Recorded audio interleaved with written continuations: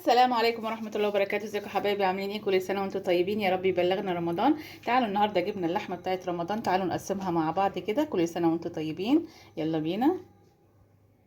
جبت النهاردة 4 كيلو لحمة كده عشان اقطعهم وابدأ اوزعهم كده عشان رمضان. كل سنة وانتم طيبين. هبدأ كده. لازم يكون عندك بقى سكينة حامية، يكون عندك بتاع ده اللي هو بيحمي السكينة، عشان انتي بتجيبي اللحمة حتة قطعية على بعضها، تقطعيها زي ما انتي عايزة عشان تبقى سهلة معاكي وتقطعي الحتت اللي انت عايزاها.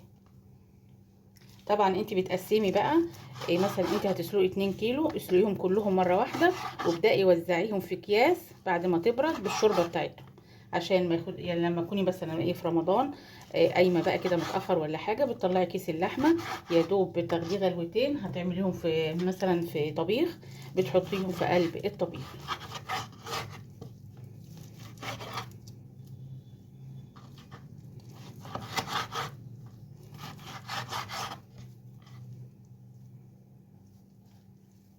عندي الحته دي حمرا كده وحلوه، هقطعها حتت صغيره كده، اعملها بقى ايه، شاورما. يعني اغير طالما جايبه كميه، إيه بتعمليها ايه زي ما انت عايزه.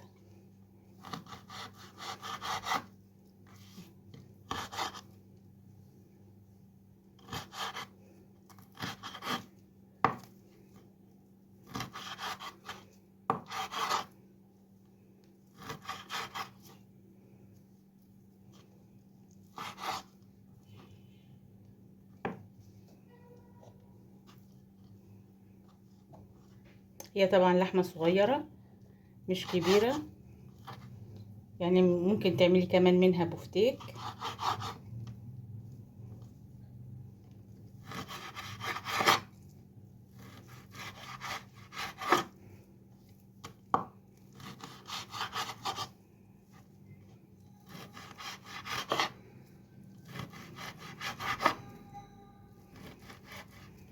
هكمل بقى وارجع لكم تاني.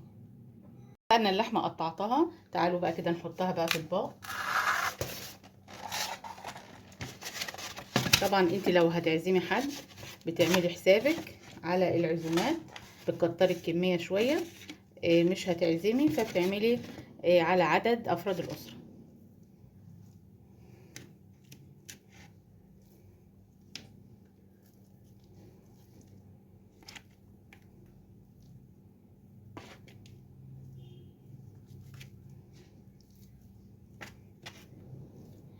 طبعا دي بقى بتسهل لك حاجات كتير قوي في رمضان، لو قايمه متاخره ولا حاجه ممكن تسلقي كميه وتحطيها في الفريزر.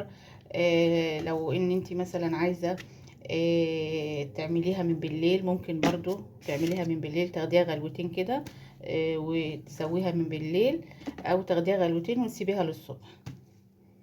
متقعديش بقى هتروحي ولسه تجيبي، لا، تبقى الحاجه عندك موجوده وانتي اصلا نايمه ومرتاحه، عارفه ان الحاجه موجوده عندك في الفريزر.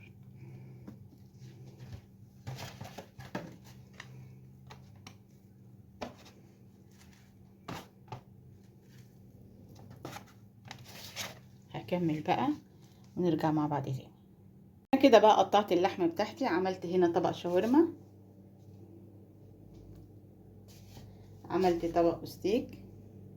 طبعا اللحمه بتاعتي لحمه صغيره يعني هتستوي على طول. انت بقى بتوزعي لحمتك زي ما انت عايزه، هتعملي كباب حله، هتعملي مثلا فته، هتعملي اللحمه في الخضار، بتوزعي اطباقك زي ما انت عايزه.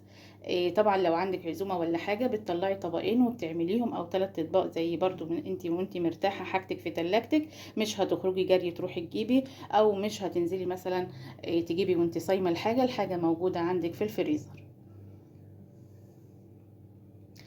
اذا عجبكم بقى الفيديو اعملوا لايك واشتركوا في القناة عشان يوصل لكم كل جديد، وبألف هنا، والسلام عليكم ورحمة الله وبركاته.